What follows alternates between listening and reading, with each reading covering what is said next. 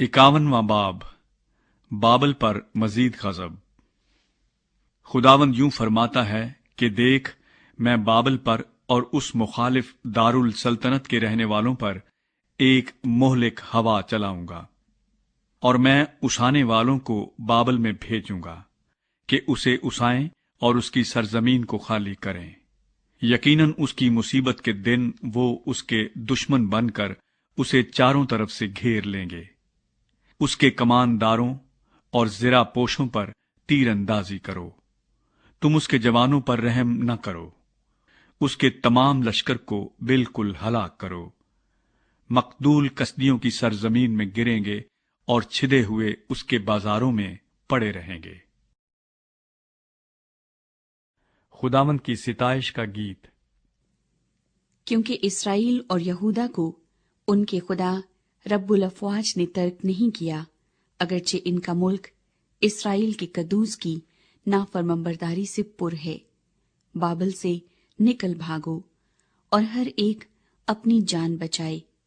उसकी बदकिरदारी की सजा में शरीक होकर हलाक न हो, क्योंकि ये खुदावंद के इंतकाम का वक्त है। वो उसे बदला देता है। बाबल खुदावंद के हाथ में सोने का प्याला था, जिसने सारी दुनिया को मतवाला किया। कौमों ने उसकी मै पी, इसलिए वो दीवाने हैं। बाबल यकायक गिर गया और गारत हुआ। उस पर वावैला करो, उसके जख्म के लिए बलसान लो, शायद वो शिफा पाए। हम तो बाबल की शिफायाबी चाहते थे, पर वो शिफायाब न हुआ। तुम उसको छोड़ो, आओ हम सब अपने अपने वतन को चले जाएं, क्योंकि उसकी सजा आसमान तक पहुंची और अफलाक तक बुलंद हुई। खुदावंद ने हमारी रास्तबाजी को आश्कारा किया। आओ हम सयोन में खुदावंद अपने खुदा के काम का बयान करें। तीरों को सैकल करो, सिपरों को तैयार रखो। खुदावंद ने मादियों के बादशाहों की रूह को उभारा है, क्योंकि उसका इरादा बाबल को नेस्त करने का है, क्योंकि ये खुदावंद का यानी उसकी हैकल का इंतकाम है।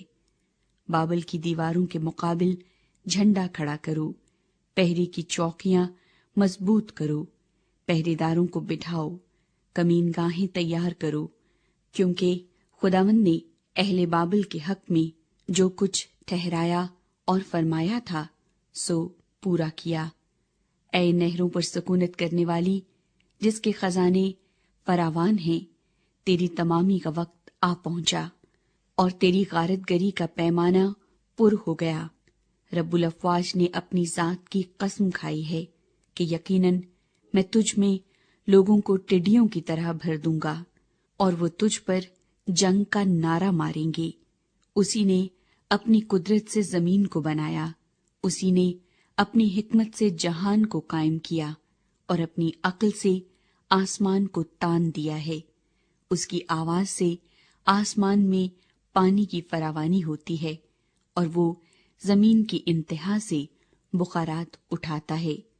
वो बारिश के लिए बिजली चमकाता है और अपने खजानों से हवा चलाता है। हर आदमी हैवान खसलत और बेइल्म हो गया है। सुनार अपनी खोदी हुई मूरत से रुसवा है, क्योंकि उसकी ढाली हुई मूरत बातिल है, उनमें दम नहीं। वो बातिल फेले फरेब हैं, सजा के वक्त बर्बाद हो जाएंगी। याकूब का बकरा उनकी मानिंद नहीं, क्योंकि वो सब चीजों का खालिक है और इसराइल उसकी मीरास का असा है। रब्बुल अफ़वाज उसका नाम है। खुदावंद का गुर्ज। तू मेरा गुर्ज और जंगी हथियार है, और तुझी से मैं कौमों को तोड़ता और तुझी से सल्तनतों को नेस्त करता हूं। तुझी से मैं घोड़े और सवार को कुचलता और तुझी से रथ और उसके सवार को चूर करता हूं। तुझी से मर्दो जन और पीरो जवान को कुचलता और तुझी से नौखेज लड़कों और लड़कियों को पीस डालता हूं। और तुझी से चरवाहे और उसके गल्ले को कुचलता और तुझी से किसान और उसके जोड़ी बैल को और तुझी से सरदारों और हाकिमों को चूर चूर कर देता हूं। बाबल की सजा।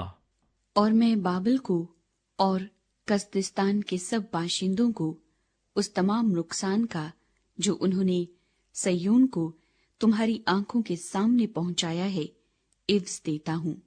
खुदावंद फरमाता है। देख, खुदावंद फरमाता है, ऐ हलाक करने वाले पहाड़ जो तमाम रुए जमीन को हलाक करता है, मैं तेरा मुखालिफ हूं और मैं अपना हाथ तुझ पर बढ़ाऊंगा और चट्टानों पर से तुझे लुढ़काऊंगा और तुझे जला हुआ पहाड़ बना दूंगा।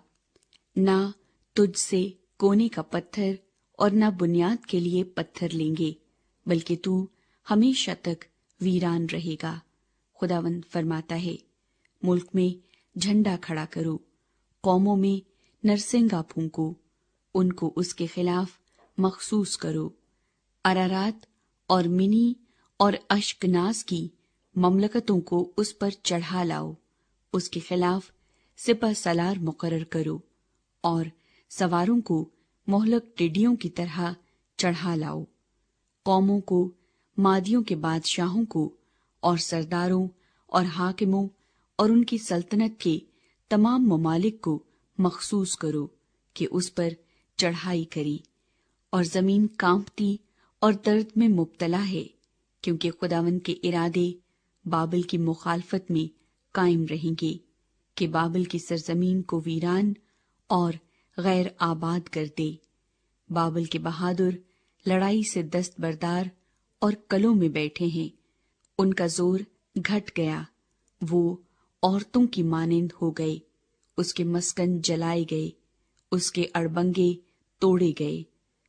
हरकारा हरकारे से मिलने को और कासिद कासिद से मिलने को दौड़ेगा कि बाबल के बादशाह को इत्तला दे कि उसका शहर हर तरफ से ले लिया गया और गुजरगाहें ले ली गईं और निस्तान आग से जलाए गए और फौज हड़बड़ा गई।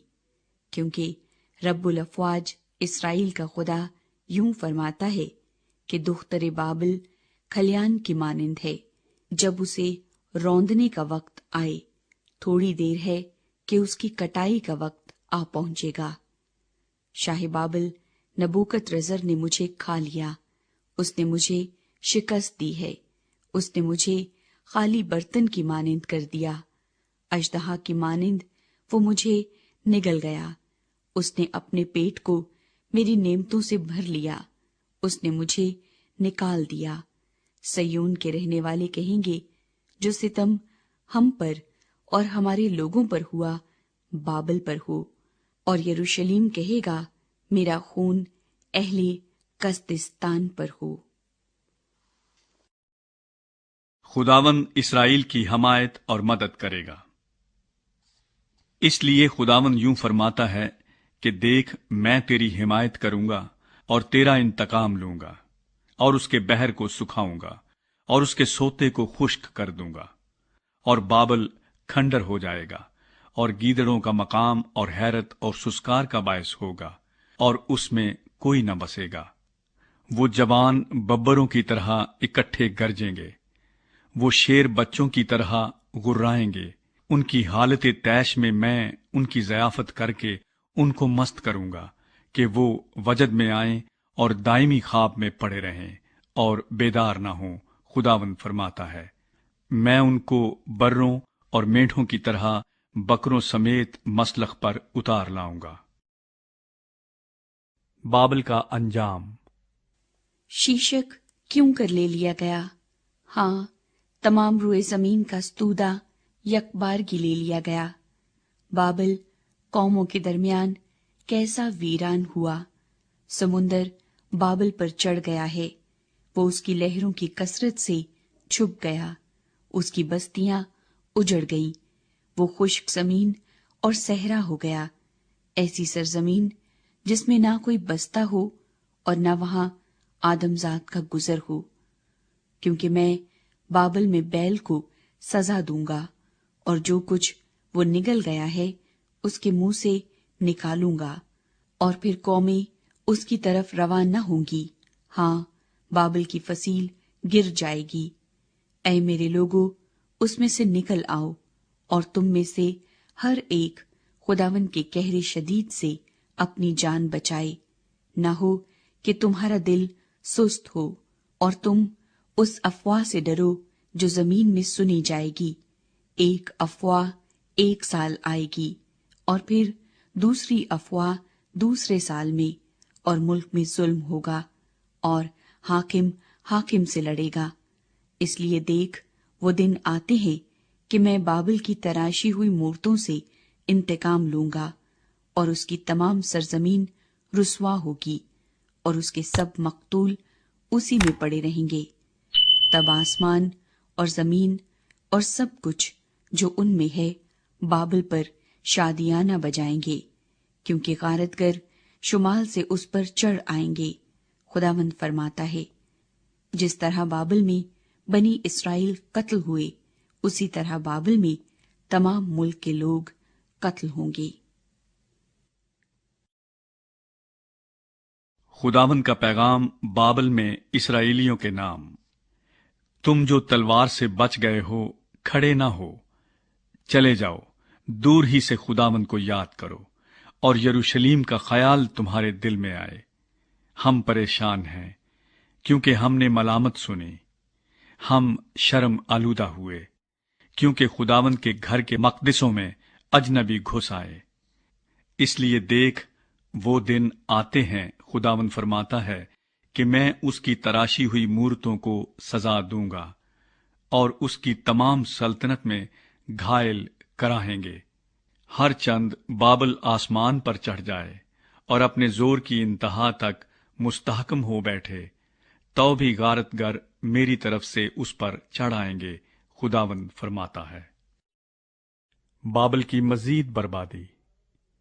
بابل سے رونے کی اور کسدیوں کی سرزمین سے بڑی ہلاکت کی آواز آتی ہے، کیونکہ خداوند بابل کو غارت کرتا ہے اور اس کے بڑے شور و غل کو نیست کرے گا۔ ان کی لہریں سمندر کی طرح شور مچاتی ہیں، ان کے شور کی آواز بلند ہے، اس لیے کہ غارت گر اس پر، ہاں، بابل پر چڑھ آیا ہے، اور اس کے زور آور لوگ پکڑے جائیں گے، ان کی کمانیں توڑی جائیں گی، کیونکہ خداوند انتقام لینے والا خدا ہے، وہ ضرور بدلہ لے گا۔ اور میں عمرا اور حکمہ کو اور اس کے سرداروں اور حاکموں کو مست کروں گا، اور وہ دائمی خواب میں پڑے رہیں گے اور بیدار نہ ہوں گے۔ وہ بادشاہ فرماتا ہے جس کا نام رب الافواج ہے۔ رب الافواج یوں فرماتا ہے کہ بابل کی چوڑی فصیل بالکل گرا دی جائے گی، اور اس کے بلند پھاٹک آگ سے جلا دیے جائیں گے۔ یوں لوگوں کی محنت بے فائدہ ٹھہرے گی، اور قوموں کا کام آگ کے لیے ہوگا، اور وہ ماندہ ہوں گے۔ یرمیہ کا پیغام بابل بھیجا جاتا ہے۔ یہ وہ بات ہے جو یرمیہ نبی نے سرایا بن نیریا بن مہسیہ سے کہی جب وہ شاہ یہودا صدقیہ کے ساتھ اس کی سلطنت کے 4 برس بابل میں گیا، اور یہ سرایا خواجہ سراؤں کا سردار تھا۔ اور یرمیہ نے ان سب آفتوں کو جو بابل پر آنے والی تھیں ایک کتاب میں قلم بند کیا، یعنی ان سب باتوں کو جو بابل کی بابت لکھی گئی ہیں۔ اور یرمیہ نے سرایا سے کہا کہ جب تو بابل میں پہنچے تو ان سب باتوں کو پڑھنا اور کہنا، اے خداوند، تو نے اس جگہ کی بربادی کی بابت فرمایا ہے کہ میں اس کو نیست کروں گا، ایسا کہ کوئی اس میں نہ بسے، نہ انسان نہ حیوان، پر ہمیشہ ویران رہے۔ اور جب تو اس کتاب کو پڑھ چکے تو ایک پتھر اس سے باندھنا اور فرات میں پھینک دینا، اور کہنا، بابل اسی طرح ڈوب جائے گا، اور اس مصیبت کے سبب سے جو میں اس پر ڈال دوں گا پھر نہ اٹھے گا، اور وہ ماندہ ہوں گے۔ یرمیہ کی باتیں یہاں تک ہیں۔